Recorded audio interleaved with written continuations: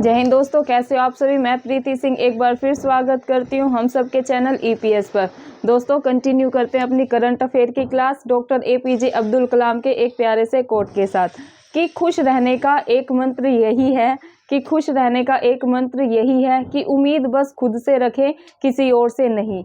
तो दोस्तों अगर आपको लाइफ में खुश रहना है तो उम्मीद सिर्फ अपने आप से रखनी चाहिए, किसी और से नहीं।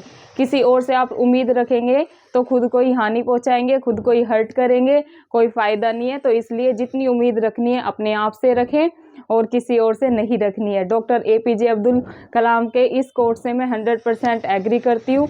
तो इसी कोट के साथ आई होप आप भी एग्री करते होंगे इस बात से। तो इसी प्यारे से कोट के साथ कंटिन्यू करते हैं आज की अपनी करंट अफेयर की क्लास। दोस्तों पहला क्वेश्चन लिया है आज मैंने, भारत के 50वें नंबर मतलब 50th नंबर, भारत के 50वें नंबर के मुख्य न्यायाधीश मतलब कि सीजीआई कौन बने। तो दोस्तों ये बने हैं जस्टिस चंद्रचूड़। क्या दोस्तों? Justice DY Chandrachud. Again repeat कर रही हूँ दोस्तों क्वेश्चन, भारत के 50वें नंबर के मुख्य न्यायाधीश मतलब कि CJI chief justice of India कौन बने हैं। अगर ऐसे आ जाए कि भाई जस्टिस DY चंद्रचूड़ ये कौन से नंबर के CJI हैं और ऑप्शन में आपको दिया हो 49, 48, 50 या 51, तो दोस्तों आपको ध्यान में रखना है जो DY चंद्रचूड़ हैं ये बने हैं 50वें नंबर के CJI मतलब कि चीफ जस्टिस ऑफ इंडिया। अब दोस्तों इन्होंने शपथ कब ली? इन्होंने शपथ ली दोस्तों 8 नवंबर सन 2022 को। कब दोस्तों? 8 नवंबर सन 2022 को ये 15th नंबर के मतलब कि 50वें नंबर के कौन बन गए हैं? CJI chief justice of India बन गए हैं। आपको दोनों तरीके से क्वेश्चन समझा दिया। पहला क्वेश्चन कैसे बनेगा कि भारत के मुख्य न्यायाधीश CJI चंद्रचूड़ बने। कई बार नाम दे देंगे, पूछेंगे कि ये कौन से नंबर के CJI बने, तो आपको ध्यान रखना है ये 50वें नंबर के CJI बने। दूसरे तरीके से दोस्तों कैसे क्वेश्चन फ्रेम हो सकता है? दूसरे नंबर से ऐसे हो सकता है कि भारत के 50वें नंबर के मुख्य न्यायाधीश बने हैं, तो ये कौन बने हैं? आपको 3-4 ऑप्शन में देंगे। DY Chandrachud, justice DY Chandrachud, 3-4 और ऑप्शन में होंगे या 3 ऑप्शन में नाम दे देंगे, चौथे में दे देंगे कि इनमें से कोई नहीं। तो आपको तो एक ही याद रखना है कि भाई 50वें नंबर के मुख्य न्यायाधीश बने हैं जस्टिस DY चंद्रचूड़। और इन्होंने कब शपथ ली? तो ये आपको ध्यान रखना है 8 नवंबर सन 2022 को। ये दोस्तों आपको ध्यान में रखना है। अब दोस्तों कल मैंने आपको एक क्वेश्चन दिया था और मैंने बोला था कि आपको इसका आंसर करना है। आई होप आपने ये क्वेश्चन अच्छे से देखा होगा। अच्छे से क्या देखा होगा दोस्तों? आपके रिस्पॉन्स से ही पता चल जाता है कि कितने बच्चे लास्ट तक वीडियो को देख रहे हैं। इनमें से जिन बच्चों ने, मेरे स्टूडेंट्स ने आंसर की हैं, मैं उनका नाम लेने जा रही हूँ जिन्होंने बताया है कि मैम इसका ये आंसर है। पहले क्वेश्चन बताती हूँ कि क्वेश्चन मैंने कल की क्लास में कौन सा दिया था। क्वेश्चन दिया था दोस्तों, दुनिया की आबादी अभी कितनी हो गई है? क्या दोस्तों? दुनिया की आबादी कितनी हो गई है? ऑप्शन में था 6 अरब, 7 अरब, 8 अरब या 9 अरब। तो ये मैंने आपको ऑप्शन में दिया था। अब 4 से 5 बच्चों ने दोस्तों इसका आंसर किया। इसका मतलब तो यही है कि जितने मेरी वीडियो पे व्यू आ रहे हैं उसका तो ठीक है, लेकिन जब तक आप आंसर नहीं करेंगे तो आप कैसे अपने आप को इम्प्रूव करेंगे? तो दोस्तों आपको आंसर देना है। मैं इतने क्वेश्चन तो देती नहीं हूँ कि आप आंसर ना कर पाए, 1-2 क्वेश्चन देती हूँ, उससे मैं आपकी प्रतिक्रिया जानना चाहती हूँ कि आप करंट अफेयर्स को लेके कितने एक्टिव है। अब जिन दोस्तों ने आंसर दिया था, जिन मेरे स्टूडेंट्स ने आंसर दिया था, उनके नाम प्रोनाउंस करने जा रही हूँ। रीता सिंह ने आंसर दिया था। उन्होंने आंसर दिया था कि मैम 8 अरब है। अभी आबादी कितनी हो गई है दुनिया की? तो दोस्तों ये हो गई है 8 अरब। तो उनका आंसर एकदम राइट था। दूसरे राजेश नायक हैं मेरे स्टूडेंट, उन्होंने आंसर दिया था। उन्होंने भी बताया था कि मैम 8 अरब है। तीसरी हैं अनामिका सिंह, उन्होंने आंसर दिया था। और एक है रिंकी और एक है गोविंद। इन स्टूडेंट्स ने मेरे आंसर दिया था और बताया था कि मैम अभी आबादी दुनिया की आबादी हो गई है 8 अरब। तो दोस्तों ऐसे ही आपको जो मैं क्वेश्चन 1-2 देती हूँ उनको आंसर करना है, रिस्पॉन्स करना है, तभी देखो हम अपनी क्लास को इंटरेस्टिंग बना पाएंगे।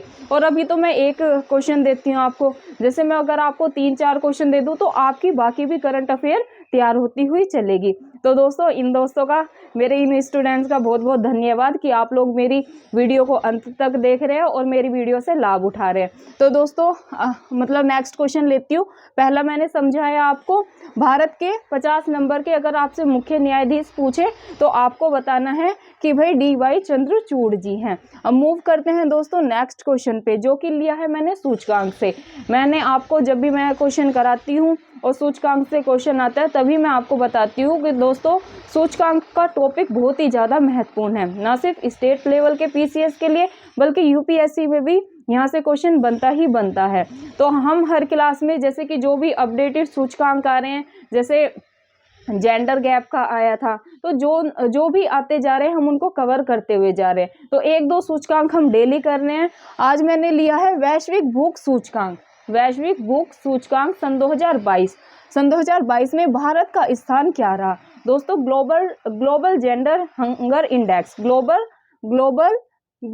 हंगर सूचकांक, ग्लोबल हंगर सूचकांक, मतलब इंग्लिश में है ये ग्लोबल हंगर मतलब भूख, सूचकांक मतलब इंडेक्स। अगर आए ग्लोबल हंगर इंडेक्स सन 2022 में भारत का स्थान क्या रहा? और ऑप्शन में दिया हो आपको 106 नंबर, 105वें पे रहा, 106वें पे रहा, 107वां या 108वां।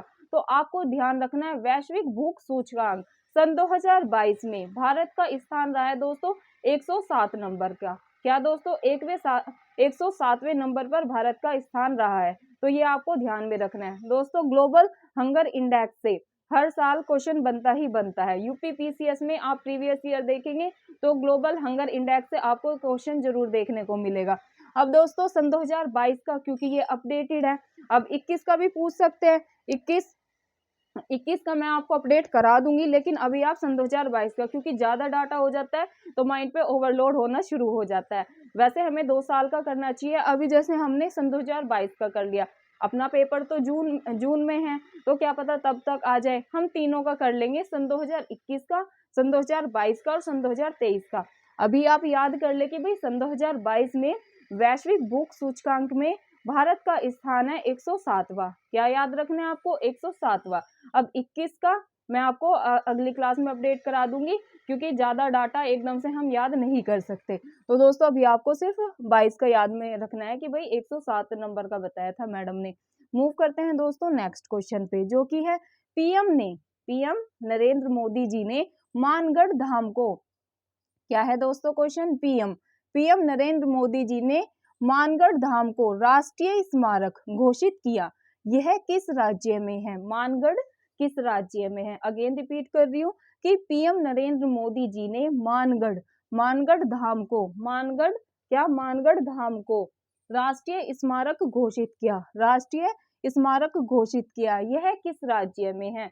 तो दोस्तों आपको ध्यान रखना है, यह है राजस्थान में। अगर आए कि मानगढ़ धाम को अभी राष्ट्रीय क्या घोषित कर दिया गया? राष्ट्रीय स्मारक घोषित किया गया, यह किस राज्य में है? तो दोस्तों आपको ध्यान में रखना है, यह है राजस्थान में। ये आपको ध्यान में रखना है, यह है राजस्थान में। अब मूव करते हैं दोस्तों नेक्स्ट क्वेश्चन पे। ब्रिटेन के न्यू PM कौन बने? अब चलो एक इंफॉर्मेशन और दे देती हूँ, काफी दोस्तों को पता होगा, काफी स्टूडेंट्स को नहीं पता होगा कि ये तो हमें पता चल गया कि पीएम नरेंद्र मोदी जी ने मानगढ़ धाम को क्या घोषित कर दिया है दोस्तों? राष्ट्रीय स्मारक घोषित कर दिया है। ये किस राज्य में मानगढ़ आए? तो आपको ध्यान में रखना है कि यह है राजस्थान में। अब राजस्थान के दोस्तों CM, जैसे जो स्टूडेंट RAS का एग्जाम दे रहे हैं तो वहां पर पूछा जा सकता है। राजस्थान के अगर CM पूछे तो आपको ध्यान रखना है कि वहां के CM है अशोक गहलोत जी। कौन दोस्तों? अशोक गहलोत। मूव करते हैं दोस्तों नेक्स्ट क्वेश्चन पे, जो कि इस पे आप लगा ले 3 स्टार। ये एग्जाम में ना सिर्फ स्टेट लेवल के PCS में बल्कि आपको UPSC में भी इससे दोस्तों 100% क्वेश्चन देखने को मिलेगा। अब क्या है ये? ब्रिटेन के दोस्तों न्यू PM कौन बने? आपको मैंने पिछली करंट अफेयर की क्लासेस में भी कराया है। आज दोस्तों ये मेरी 19 नंबर की करंट अफेयर की क्लास है। अगर आप मेरी बाकी क्लासेस करंट अफेयर की देखना चाहते हैं तो मेरे चैनल EPS बाय प्रीति सिंह पर जाकर देख सकते हैं। मैंने प्लेलिस्ट बना रखी है। सेकंड दोस्तों मैंने वहाँ पर GS सेकंड जो कि है अपना इंडियन पॉलिटी, उसके भी 17 लेक्चर डाल रखे हैं। आज मैं 18th नंबर का लेक्चर कराऊंगी, वो भी प्लेलिस्ट में डाल दूंगी। तो जो स्टूडेंट यूपीएससी और स्टेट लेवल के पीसीएस की तैयारी कर रहे हैं वो मेरी इंडियन पॉलिटी की क्लास GS सेकंड की जाकर देख सकते हैं मेरे चैनल पर। तो दोस्तों अभी ब्रिटेन के न्यू पीएम कौन बने, तो दोस्तों ये काफ़ी चर्चा में था न्यूज़ में। जब ब्रिटेन के न्यू पीएम बने तो दिन रात न्यूज़ पे कोई भी एबीपी न्यूज़ हो या फिर अपना ये संसद टीवी हो, तो इस पे आपको यही न्यूज़ देखने को मिल रही थी। 24 घंटे यही चल रहा था कि भाई ब्रिटेन के न्यू पीएम बने हैं, क्योंकि दोस्तों ये भारतवंशी भारतीय मूल के बने हैं, तो इसलिए ये बहुत ही ज़्यादा महत्वपूर्ण है। अब मैं इसके बारे में आज आपको फिर से पूरी जानकारी दे देती हूँ। बाकी पिछली क्लासेस में भी मैंने ब्रिटेन के पीएम के बारे में आपको अपडेट करा दिया था।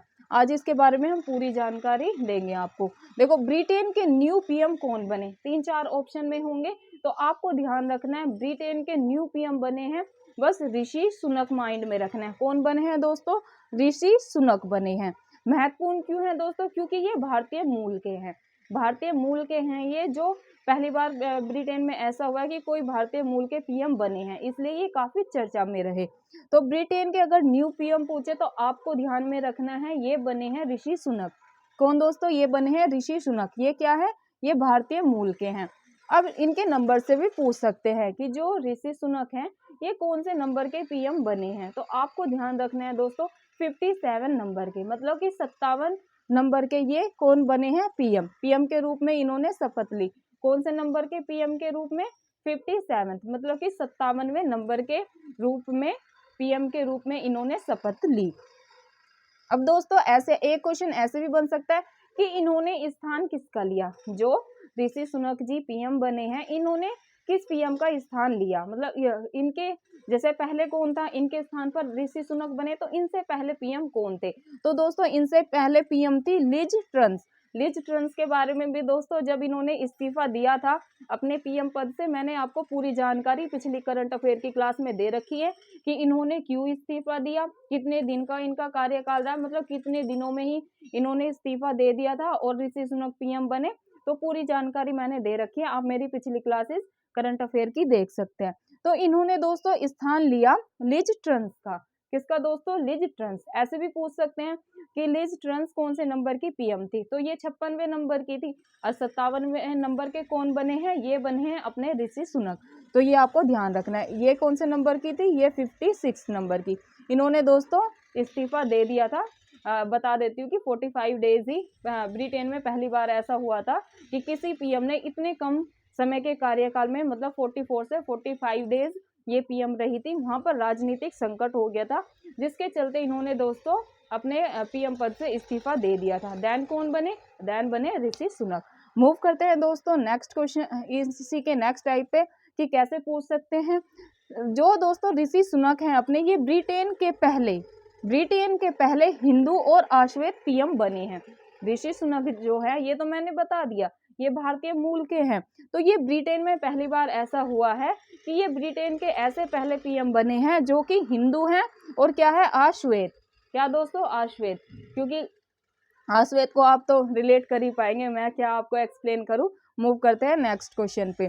कौन सा देश FATF की ग्रे लिस्ट से बाहर हो गया है, कौन सा देश FATF की ग्रे लिस्ट से बाहर हो गया है, तो दोस्तों ये हुआ है पाकिस्तान दोस्तों काफी टाइम से FATF की ग्रे लिस्ट में बना हुआ था, अभी इसको FATF ने ग्रे लिस्ट से बाहर कर दिया है। तो आपसे ये क्वेश्चन पूछ सकते हैं कि FATF की ग्रे लिस्ट से किसे बाहर किया गया, या ऐसे बनेगा क्वेश्चन, कौन सा देश FATF की ग्रे लिस्ट से बाहर हो गया है। तो कैसे भी क्वेश्चन बने, FATF की अगर ग्रे लिस्ट से बाहर से पूछे कि बाहर कर दिया है या बाहर हो गया है, तो आपको तो एक ही ध्यान में रखना है कि ये हो गया है पाकिस्तान को FATF की ग्रे लिस्ट से क्या कर दिया गया है दोस्तों, बाहर कर दिया गया है। तो आपको ध्यान में रखना है कि ये भाई पाकिस्तान को किया गया है।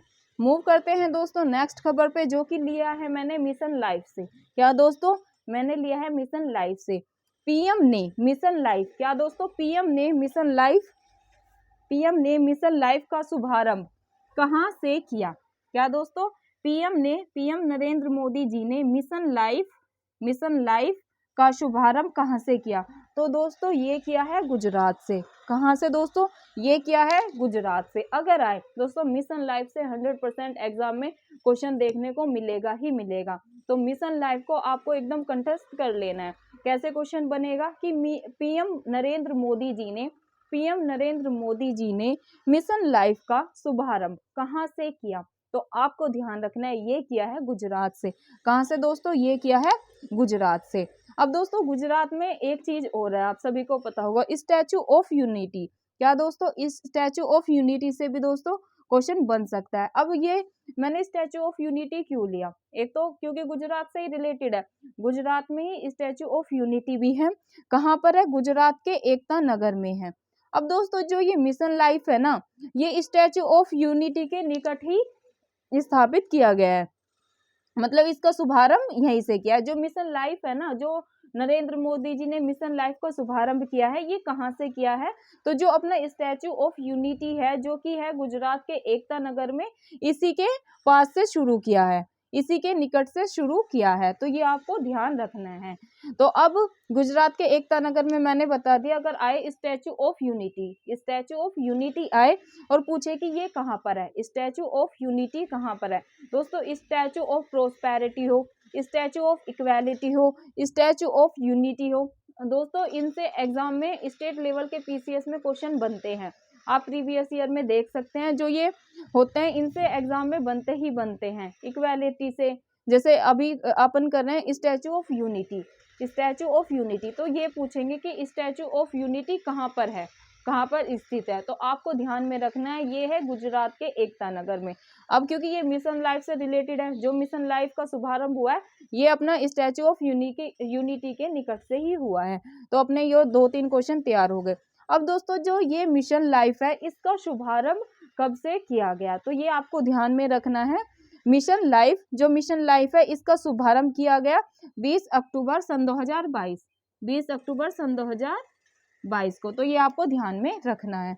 अभी क्या देखो, मिशन लाइफ से दो चीज ध्यान में रखनी है। एक तो पूछेंगे कि मिशन लाइफ का शुभारंभ, ऐसे भी पूछ सकते हैं कि मिशन लाइफ का शुभारंभ किसने किया? तो ये आपको ध्यान रखना है, ये किया है अपने पीएम नरेंद्र मोदी जी ने। ऐसे दे सकते हैं आपको गृह मंत्री ने किया, पीएम ने किया। तो बस आपको तो यही ध्यान रखना है, जो मिशन लाइफ है इसका शुभारंभ किया है अपने पीएम नरेंद्र मोदी जी ने। अब कैसे सेकंड कैसे बनेगा कि शुभारंभ कब हुआ? शुभारंभ इसका जो मिशन लाइफ है इसका शुभारंभ कब किया गया? तो कब आ जाए तो आपको ध्यान रखना है 20 अक्टूबर सन 2022 से इसका शुभारंभ किया। अब ये तो हमें जानकारी मिल गई। अब मिशन लाइफ कहाँ, मतलब इसका शुभारंभ कहाँ पर हुआ? तो आपको ध्यान रखना है ये हुआ है गुजरात में। अब गुजरात में भी पता चल गया किसके निकट हुआ। अगर ऐसे पूछ ले तो ये स्टैचू ऑफ जो यूनिटी है इसके निकट हुआ। अब ये तो हमें पता चल गया मिशन लाइफ के बारे में। दूसरे टाइप से मैंने आपको कैसे बताया कि जो ये जैसे स्टैचू ऑफ प्रोस्पेरिटी के बारे में मैंने आपको पिछली करंट अफेयर की क्लास में कराया, statue of unity, statue of equality. तो दोस्तों यहाँ से भी क्वेश्चन बनते हैं। अभी जैसे हम गुजरात में कर रहे हैं तो गुजरात में दूसरा क्या है भाई, ये स्टैचू ऑफ यूनिटी बनाई गई है वहां पर। अब ये किसके याद में बनाई गई या क्या है, ये मैंने आपको करंट अफेयर में करा रखा है। तो अगेन रिपीट करने का कोई फायदा नहीं है दोस्तों, आप मेरी पिछली क्लासेस देख सकते हैं। अब देखो स्टैचू ऑफ यूनिटी कहाँ पर है, मतलब कि इसके निकट ही ये मिशन लाइफ का शुभारंभ हुआ। अब दोस्तों ये भी आपको ध्यान रखना है, गुजरात में तो पता ही है, बहुत से बच्चों को पता होगा कि भाई जो ये स्टैचू ऑफ यूनिटी है ये गुजरात में शुरू करी गई, इसका शुभारंभ यहीं पर हुआ था। लेकिन आपको ये ध्यान रखना है गुजरात के कहाँ पर, तो गुजरात के एकता नगर आपको माइंड में रखना है। जहां पर भी आए स्टैचू ऑफ यूनिटी तो आपको ध्यान में रखना है गुजरात के एकता नगर में है ये स्टैचू ऑफ यूनिटी। कहाँ पर है? गुजरात के एकता नगर में। तो दोस्तों ये भी अपना क्वेश्चन हो गया अच्छे से तैयार। मूव करते हैं नेक्स्ट पर, जो कि मैंने लिया है हाल ही में भारत के दो समुद्र तटों को ब्लू फ्लैग, क्या दोस्तों, हाल ही में भारत के 2 समुद्री तटों को क्या मिला है? ब्लू फ्लैग मिला है। क्या दोस्तों? ब्लू फ्लैग मिला है। अब तक भारत के कितने समुद्र तटों को ब्लू फ्लैग मिल चुका है? दोस्तों ये इन्वायरमेंट का क्वेश्चन ये आपको 100% किसी ना किसी पीसीएस में या फिर यूपीएससी में देखने को मिलेगा। ये है अपना पर्यावरण से रिलेटेड, क्योंकि आपको पता है यूपीएससी और जो स्टेट लेवल के पीसीएस होते हैं इनमें जैसे साइंस टैग हो गया, अपना ये इन्वायरमेंट हो गया, तो इससे अपडेट करके जो करंट में चीजें होती है और अपना इकोनॉमी हो गया, इसमें करंट से रिलेटेड चीजें आती हैं। अब ये इन्वायरमेंट का टॉपिक है अपना, तो इसमें क्योंकि ब्लू फ्लैग मिला है 2 समुद्री तटों को, पहले इनकी संख्या कितनी थी, पहले थी दोस्तों 10।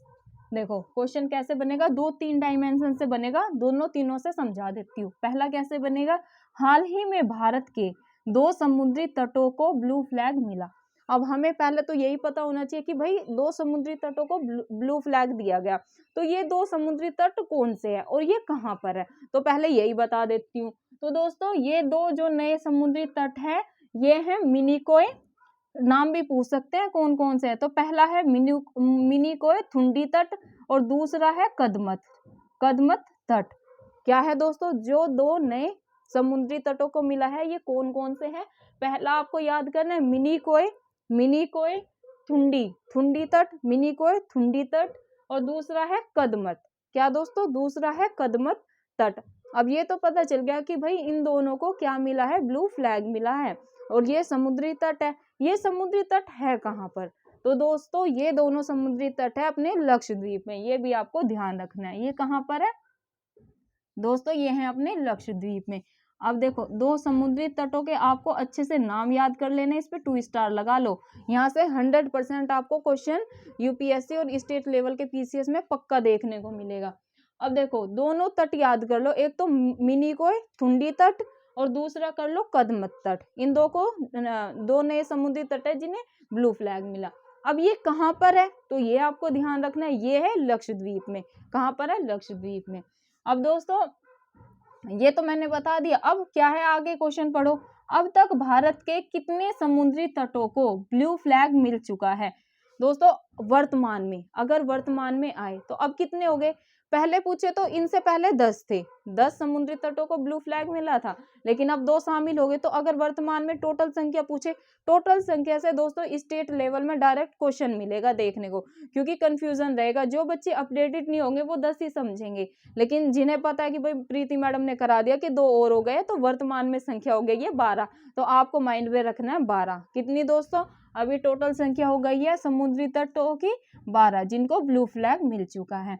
अब दोस्तों मूव करते हैं नेक्स्ट क्वेश्चन पे, जो कि है हाल ही में इसरो ने अपने सबसे हैवी रॉकेट का परीक्षण किया है, उसका नाम बताइए। दोस्तों ये साइंस एंड टेक का क्वेश्चन है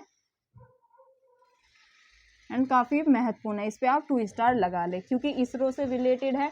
हाल ही में इसरो ने अपने सबसे हैवी, क्योंकि सबसे हैवी, अपने सबसे हैवी मतलब कि सबसे भारी रॉकेट का परीक्षण किया है, उसका नाम हमें बताना है। तो 3-4 ऑप्शन में दिए गए होंगे आपको तो एक ही याद रखना है कि भाई इसरो ने अपने सबसे भारी मतलब हैवी मतलब भारी रॉकेट का परीक्षण किया है, इसका नाम है LVM-3 is equal to M2।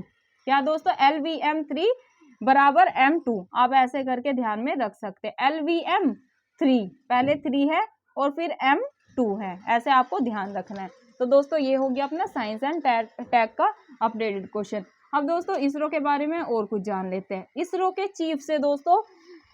Chief से CDS के एग्जाम में पिछली साल ही डायरेक्ट क्वेश्चन बना था, और यूपी पीसीएस में भी ये क्वेश्चन प्रीवियस ईयर में बना था, तो आपको ये ध्यान रखना है। पहले कौन थे, पहले, और क्योंकि पहले जब प्रीवियस ईयर में थे तो तब कोई और थे, तो तब का आया था, अभी अब का आएगा। अब जो से जैसे पीसीएस के एग्जाम होंगे ना तो अपडेटेड ही पूछेंगे, तो मैं अपडेट करा देती हूँ कि अगर आए इसरो के चीफ अब कौन है, ऐसे आएगा डॉक्टर विश्वनाथन, डॉक्टर ऐसे आ जाएगा एस सोमनाथ, मतलब 3-4 आपको नाम दिए होंगे। तो आपको ध्यान रखना है कि अगर वर्तमान में इसरो के चीफ पूछे, वर्तमान में इसरो के चीफ कौन है, तो आपको ध्यान रखना है वर्तमान में इसरो के चीफ है एस सोमनाथ। क्या दोस्तों, एस सोमनाथ, तो ये आपको ध्यान में रखना है। मूव करते हैं दोस्तों नेक्स्ट क्वेश्चन पे, जो कि है भारत की नई लेखा महानियंत्रक किसे नियुक्त किया गया। क्या है दोस्तों क्वेश्चन, भारत की नई लेखा महानियंत्रक मतलब कि कैग किसे नियुक्त किया गया? तो दोस्तों 3-4 ऑप्शन में देंगे आपको। रेखा शर्मा, जैसे ऐसे रैंडमली नाम बता रही हूँ, 3-4 आपको ऑप्शन में देंगे। आपको ध्यान रखना है भारती दास। क्या दोस्तों? भारती दास। भारत की अगर नई लेखा महानियंत्रक किसे नियुक्त किया गया है पूछे तो आपको ध्यान में रखना है ये नियुक्त हुई है अपनी भारती दास। क्या दोस्तों? भारती दास। अब जो दोस्तों ये कैग है इसका वर्णन कौन से आर्टिकल में? तो दोस्तों इसका वर्णन है आर्टिकल 148 में। 148 में। तो दोस्तों ये थे जो अपनी नई लेखा महानियंत्रक नियुक्त हुई है उससे क्वेश्चन। अब ये कौन से नंबर की है? नंबर से भी पूछ सकते हैं, क्योंकि दोस्तों आपको तो पता है प्रीति मैम 360 डिग्री से पढ़ाती है कि अपने को एक क्वेश्चन लेना है और उसका एकदम पोस्टमार्टम कर देना है कि भाई कहीं से भी क्वेश्चन आए अपना तो गलत नहीं होगा। अब हमने जान लिया कि भाई नई ये बनी है, कौन से आर्टिकल में कैग का वर्णन है? आर्टिकल 148 में है। अब ये कौन से नंबर की बनी, मतलब ये कितने नंबर की कैग बनी है? क्या 26वीं बनी है, 27वीं बनी है, 28वीं? ऑप्शन में ऐसे देंगे कि कौन से नंबर की बनी है। 26 नंबर, बी दे देंगे 27, सी दे देंगे आपको 28 और डी दे देंगे इनमें से कोई नहीं। तो दोस्तों आपको ध्यान रखना है ये 27वीं नंबर की कैग बनी है, नई लेखा महानियंत्रक ये 27वें नंबर की बनी है। तो ये आपको अपने माइंड में बैठा लेना है। दोस्तों मूव करते हैं आज के लास्ट क्वेश्चन पे, जो कि है ये भी मैंने ये अपना इन्वायरमेंट से ही रिलेटेड है, क्योंकि दोस्तों आप सभी को पता है कि इन्वायरमेंट से करंट से रिलेट करके ही क्वेश्चन ज्यादा बनते हैं। क्या है दोस्तों क्वेश्चन? संयुक्त राष्ट्र का 27वां जलवायु परिवर्तन सम्मेलन COP27 सन 2022 का आयोजन कहां पर किया जाएगा? क्या है दोस्तों क्वेश्चन? संयुक्त राष्ट्र का 27वां जलवायु परिवर्तन सम्मेलन COP27 सन 2022 का आयोजन कहां पर किया जाएगा? तो दोस्तों जो COP27 है इसका आयोजन किया जाएगा मिस्र में। आपको 3-4 ऑप्शन में देंगे। मिस्र में, ग्लासगो मतलब यूके में, यूएसए में। तो दोस्तों आपको ध्यान में रखना है जो संयुक्त राष्ट्र का 27वां मतलब कि COP27 है इसका आयोजन होगा मिस्र में। अब दोस्तों कंफ्यूजन काफी क्रिएट होगा इसमें। जैसे COP27 का मैंने आपको अपडेट करके बता दिया कि इसका आयोजन होगा मिस्र में।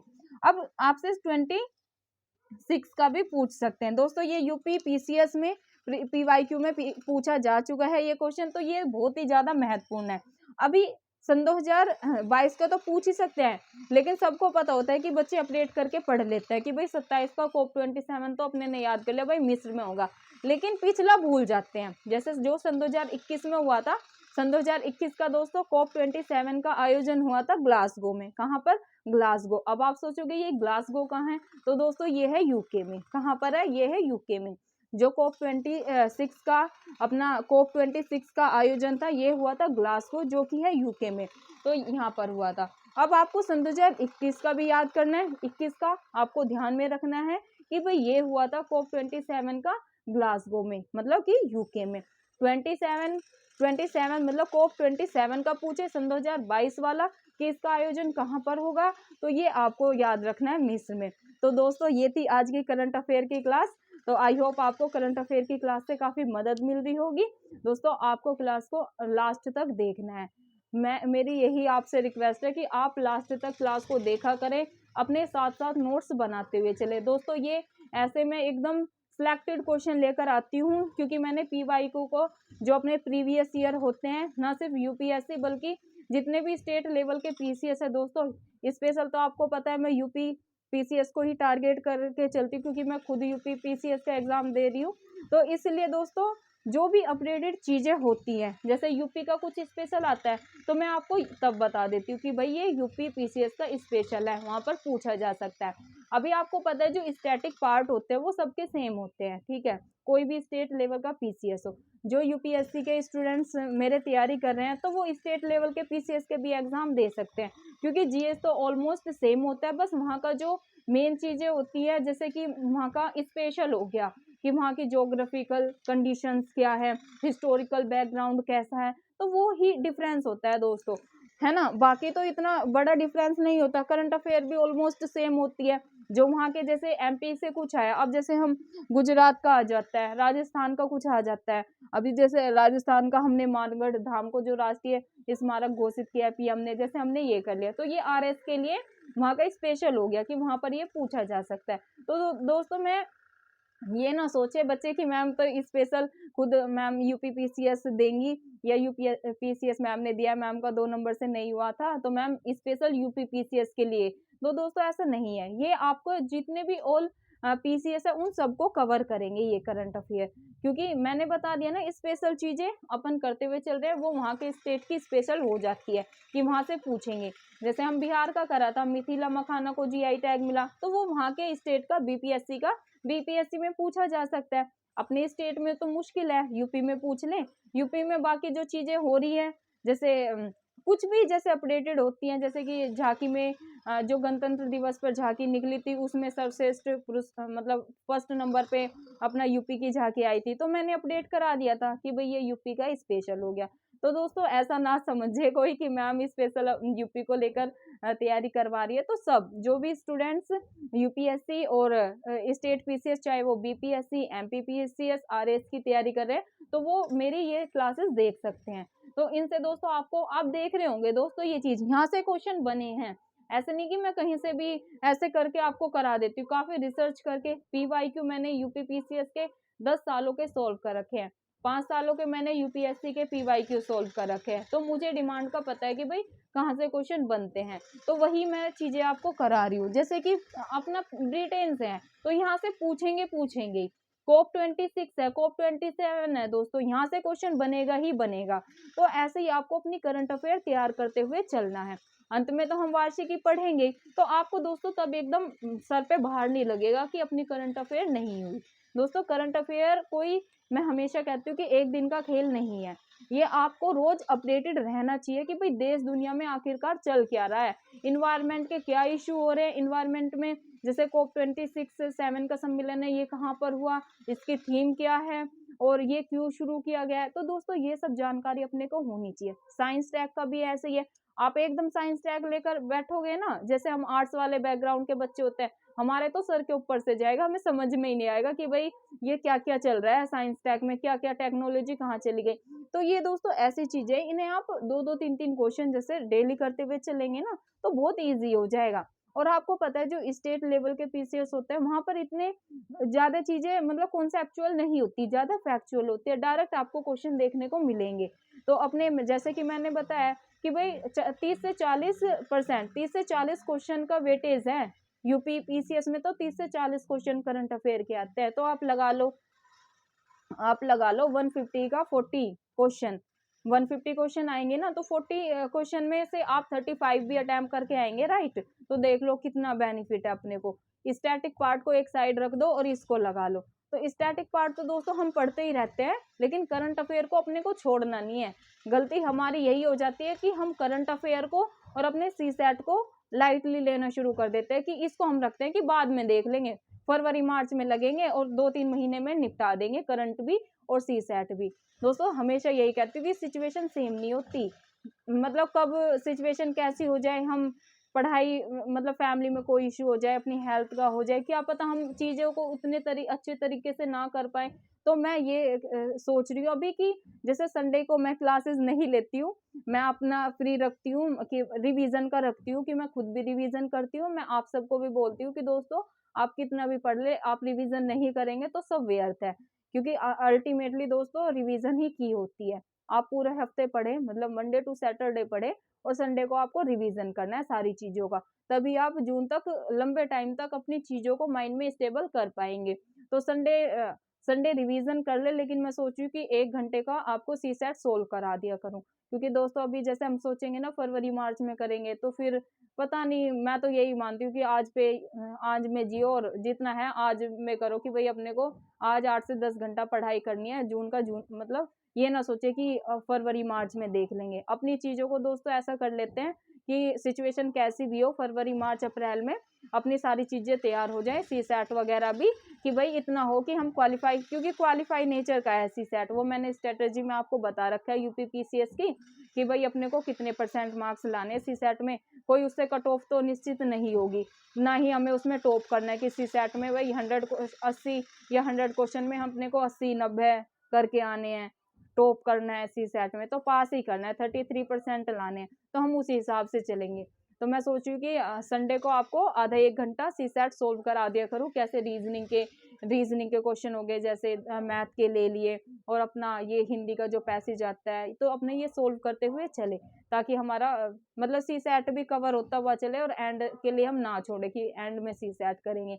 तो दोस्तों यही थी आज की करंट अफेयर की क्लास। आपको दोस्तों यही रिक्वेस्ट है कि वीडियो को ज़्यादा से ज़्यादा शेयर करें और लास्ट तक वीडियो को देखा करें, अपने नोट्स तैयार करते हुए चले।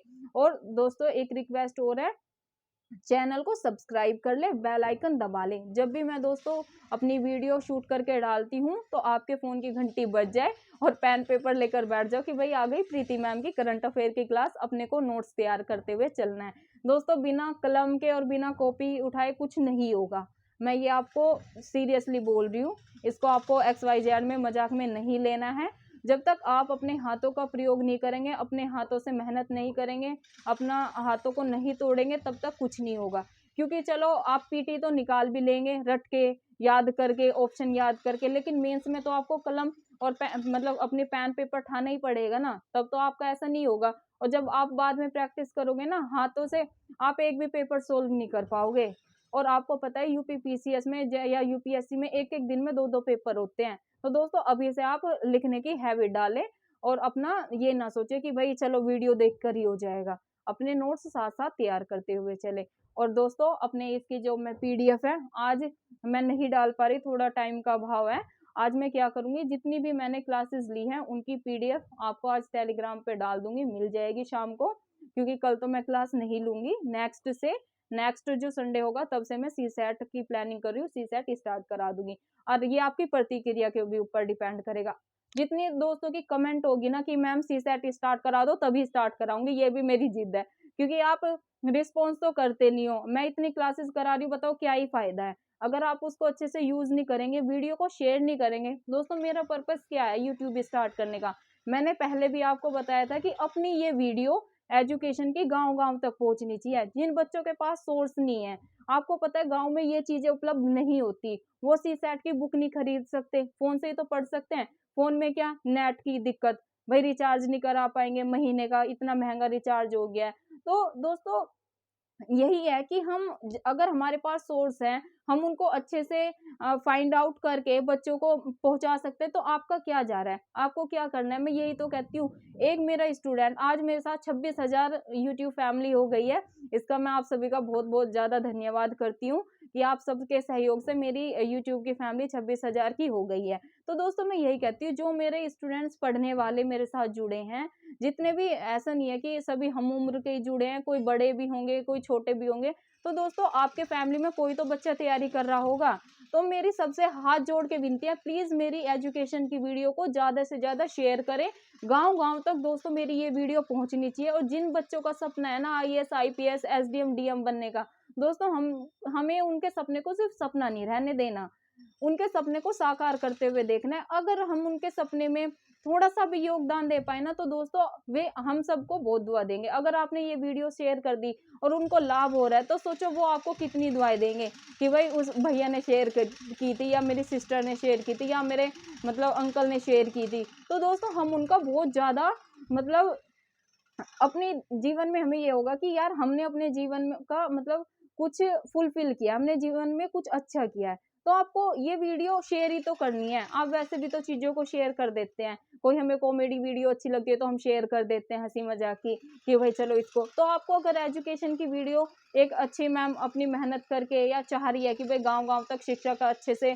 सरल भाषा में प्रसार करे, तो आपको कोई दिक्कत हो रही है, आप एक बच्चा अगर 10 बच्चों को शेयर करेगा तो दोस्तों वो बच्चे आगे शेयर करेंगे, फॉरवर्ड करेंगे, तो अपनी ये वीडियो दोस्तों गाँव-गाँव तक पहुँच जाएगी और बच्चों का सपना दोस्तों सपना नहीं रहेगा।